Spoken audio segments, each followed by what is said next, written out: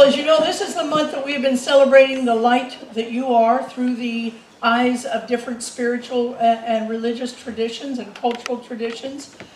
We started out with Bodhi Day, which is the enlightenment of the Buddha, and then we moved on to Hanukkah, which actually starts today, but we did it a couple of weeks ago. We looked at the spiritual nourishment of winter solstice last week, which started yesterday actually, and Reverend Peggy and her team, Steve Barlow and Rosemarie did a beautiful job in a service last night. And today we're at Christmas. Yeah.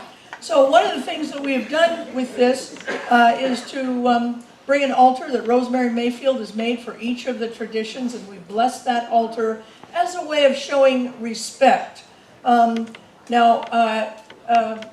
Today I am not doing the talk because I'm doing it on Tuesday night about Christmas, and really, how much can you say about Christmas? So I've asked our brother, beloved Reverend Rick, to do the talk today, but I'm going to bless the altar. So those of you who know this prayer, please feel free to join me.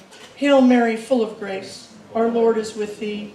Blessed art thou among women, and blessed is the fruit of thy womb, Jesus. Holy Mary, Mother of God, pray for us now and at the hour of our death. Amen. Reverend Rick. Good morning, everyone. So good to see you. Happy holidays.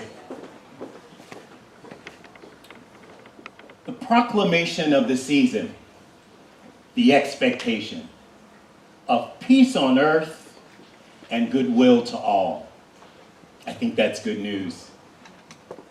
The spiritual principle I am dealing with this morning is this, is that we are the light of the world.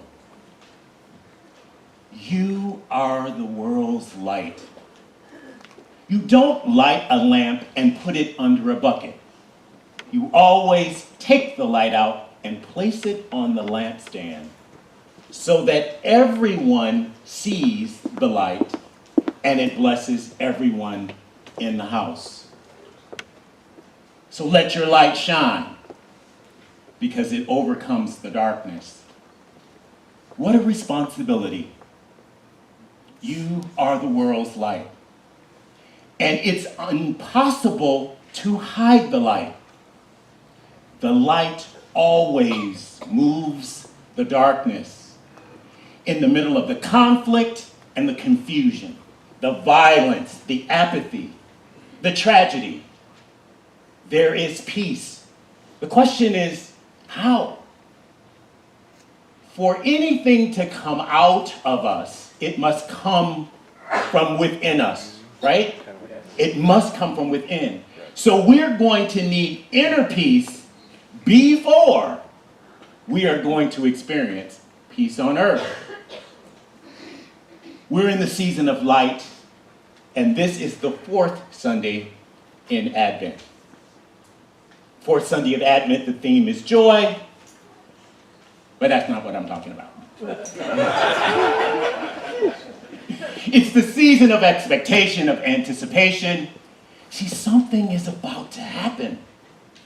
Don't you love the excitement? Don't you love the energy? I drove by the mall on Friday, and everybody was being so congenial. Everyone was being so nice. People were merging easily. And I think I saw a few of you on the street too. But you know, there's really a lot of aggressive drivers out there right now, right? There's impatience, and there is this look of panic. But I think this is the season where you could believe almost the impossible. Because guess what? It just might be possible. Light is a symbol of wisdom. It is spiritual. It is a transcendent experience for us. It is the realization when we are at one consciousness with our inner being. Light always precedes consciousness. If you type think into your phone, a light bulb will come up if you have the right phone. Because I don't know anything about the other one. But the inner light is this, it radiates from within us. You see, we don't conjure up the light. We don't create the light. The light comes from within us. It was given to us in our incarnation. It is at the center of everyone's being. True life, the God essence, is in each of us. And it's when we know that we know that we know. Sometimes it's just through inspiration and through insight. But the question is, how do we access the light? The spiritual image of light is always against the darkness. The light is the epicenter of the darkness. It is always the light overcoming the dark. So how is your light overcoming the darkness in the people's lives around you? A story of anticipation. Elizabeth is the wife of Zechariah. Zechariah is a priest. She is barren. She is old. And her husband is old. That's what the story says. And they want a child. It is an impossible situation. Biblical stories about barrenness always indicate unfruitfulness. It is potential without manifestation. Potential without manifestation. Do you have any potential in your life that has not manifested? See, it's an impossible situation where you need spiritual intervention for it to work on what you believe. Because we only experience what we believe. Situations in our life, they appear impossible. We have prayed, we have affirmed, we have asked for prayer. We believe hard, although I don't know what that is. We've done the right thing, yet there is no manifestation. We've done the right stuff, yet there is no manifestation. See, manifestation always follows the belief. So how do we move from potential to manifestation? Mary, mother of Jesus, is trying to understand her situation. And an angel appears. Now, if you're uncomfortable with the idea of angels, just believe that she got a text or an email. Whatever. But the point is this. Maybe she was just inspired. Do you know sometimes when you just get inspired, where you just know? Maybe she was just inspired. But the story says it is an angel. And the angel says, you should go see Elizabeth. Now, Elizabeth is stressed. Elizabeth is in her 6 months of pregnancy, and the baby is not moving. There is no kick. And the story says that she has hid herself in her house. Now, I am sure the reason why she hid herself in her house is for all of you people that always ask, well, what are you going to do now? Before it manifests, and you talked about the potential, and it has not manifested, and there's always somebody around to go, well, what are you going to do now? Have you been there? Have you believed? Have you started? But it's not moving. But you got to understand why. Have you ever waited for a manifestation? Are you waiting now? Elizabeth was waiting, and she was 6 months pregnant. She knew it was about to manifest, but it wasn't moving. Mary enters, the baby kicks, and Elizabeth understands that possibility is still there. But the most important message from the angel is this. Mary asked the angel, so how can these things be? And the angel says, there is nothing that is impossible with God. See, this is the story of Christmas, that the impossible becomes possible So don't you give up yet. If you have that potential that has not manifested. Maybe you're pregnant. Be interesting for the guys. But with God, all things are possible. Okay?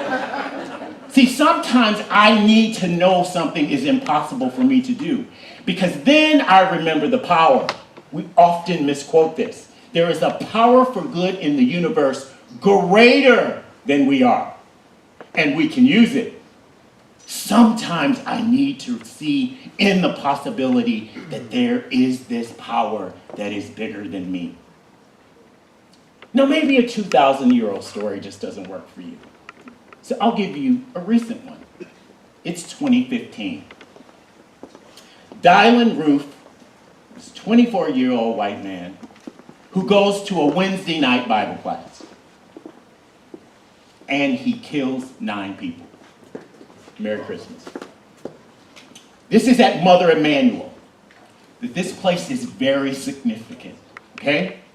Charleston, South Carolina is the place where all of the slaves arrived. More than 50% of all slaves that arrived in America arrived in Charleston. South Carolina was the first state to secede from the Union before the Civil War. And Mother Emanuel is an AME church, African Methodist Episcopal Church. The African Methodist Episcopal Church emerged from within the Methodist Episcopal Church, what we currently now call United Methodists. And although African Americans attended church, they eventually got frustrated about how they were treated, and they decided to start their own association. But consider the timeline.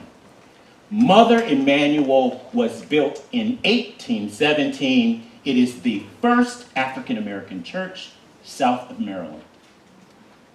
The Emancipation was not signed until 1863.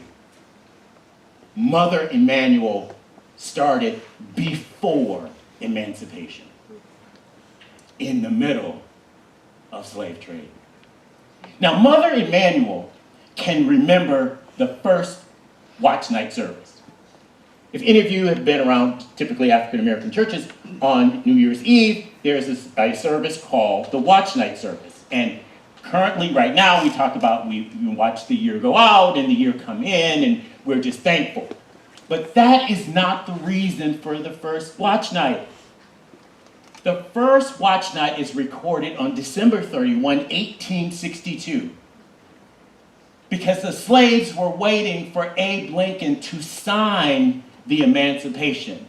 They were watching, expecting something to move from possibility to manifestation. Mother Emanuel is significant in history, significant within South Carolina.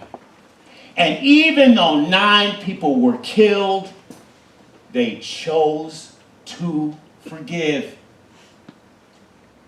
This is an impossible situation. It's impossible, but they made it possible. Because with God, all things are possible. Nothing is too hard for God. Nothing.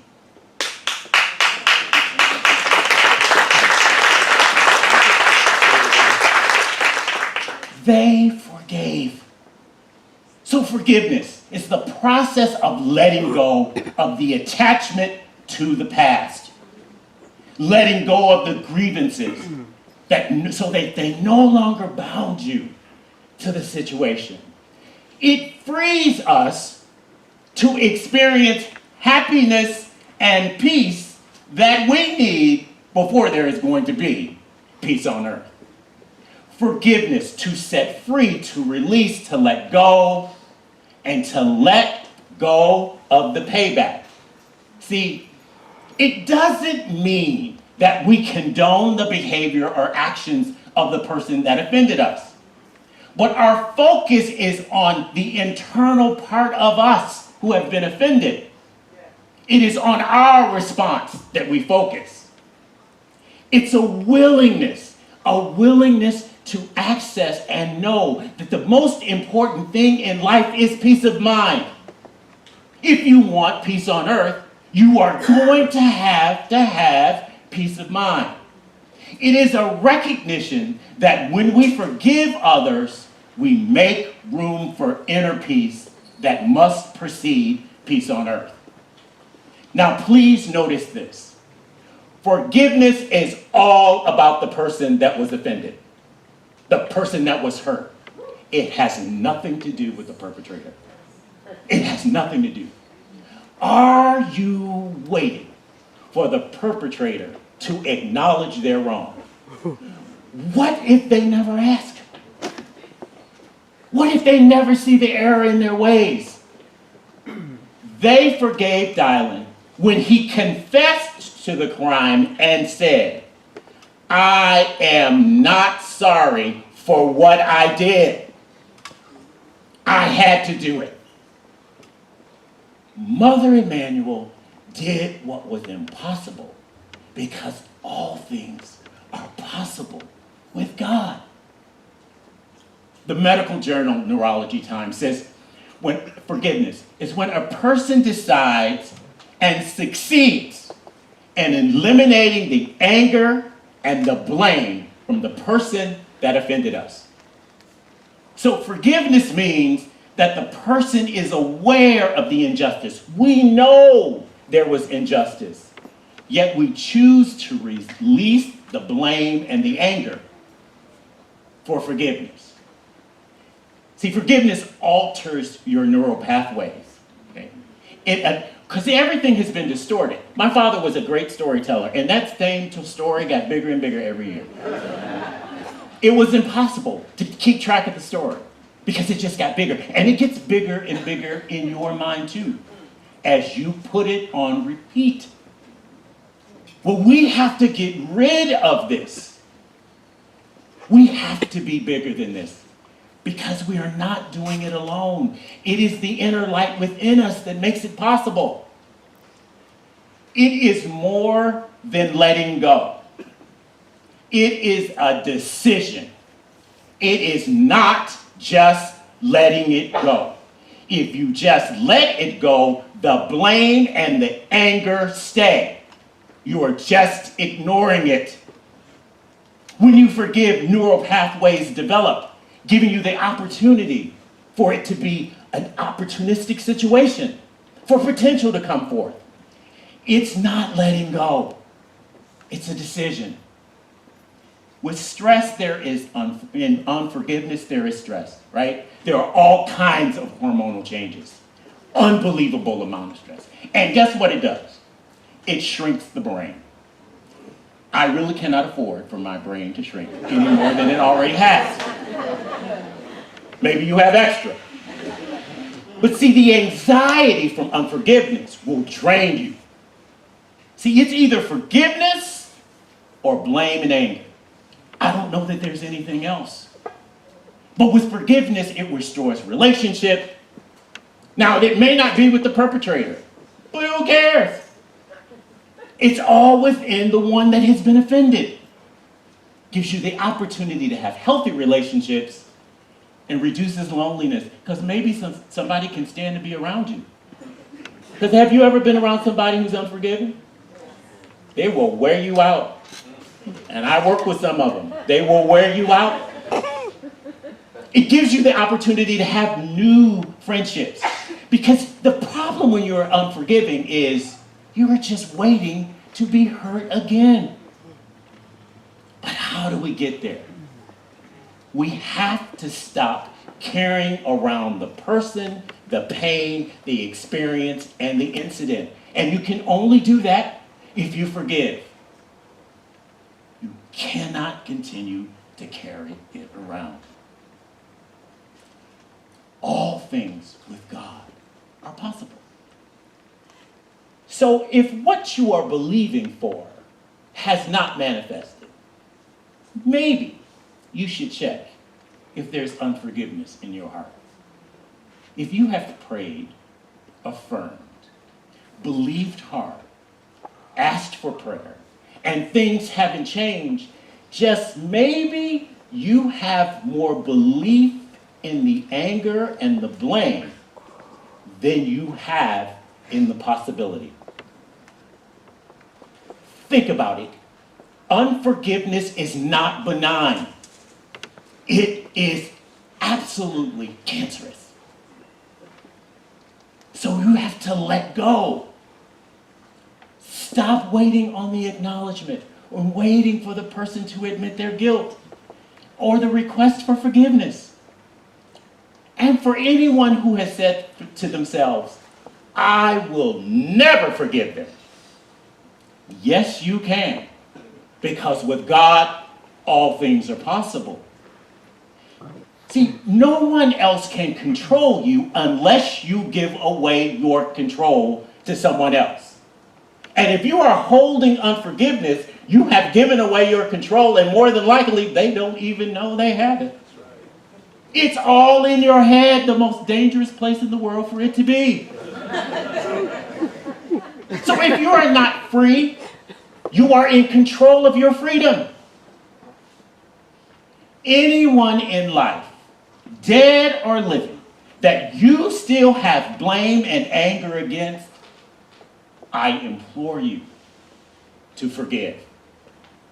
If the people from Mother Emanuel can forgive the history of slavery, discrimination, murder of family and friends, can't we forgive? Not forgiving is holding on. Think about it.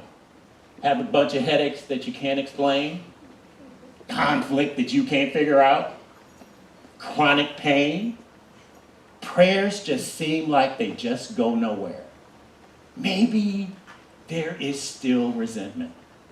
Maybe our belief is stronger in the pain than in the possibility. Where is your focus? Where is our anger? Where is the fear? So it's time to shine some light on it. You have to shine some light on it. The light is still there. It will empower you to make it possible. This is how we get peace on earth. It has to start from within us. See, I believe as we learn to forgive the past, the light will shine. See, it's easy to hide unforgiveness. You can hold it in, and how it comes out, it may not be obvious to everyone else. But you know if you're holding it, it will hinder the light because we are focused on the wrong thing. Right here, before you leave, before you encounter your family and friends on the holiday, or even if you have encountered them, choose to forgive. Just take my word for it. What you're doing now ain't working. Let's try something else. Maybe the baby will kick. Maybe you can manifest. It's all about the decision. Unforgiveness may be holding you back from your blessing, but it is your belief that has prevented it from manifest. When we have stronger belief in the anger and the pain, we hold back the blessing that we say we want. So now that I have stirred you up and dug up all your business, and you have all those flashes of those people, because I know it happens, because it happens to me when I write it. See, now you know what you're holding on to. I have dug it up for you. And I give you the opportunity to say with me right here and right now, I decide to take my power back. And I will forgive. How are you going to do it? With God, all things are possible. The blessing in life is more about transformation. We talk about power to get things all the time. But what about the belief for the personal transformation? The personal transformation, which is the thing that we're here to do, right? It's not things. It's the personal transformation. This is where we believe and take our power back. It doesn't make any difference to me if the problem is family, friends, politicians, in-laws, misunderstandings, and sometimes ourselves. For what is impossible for us individually is possible with God. And you can have the power to forgive. So I will leave you with a few words from the Clark sisters. Now, I grew up in Detroit, so I grew up around it.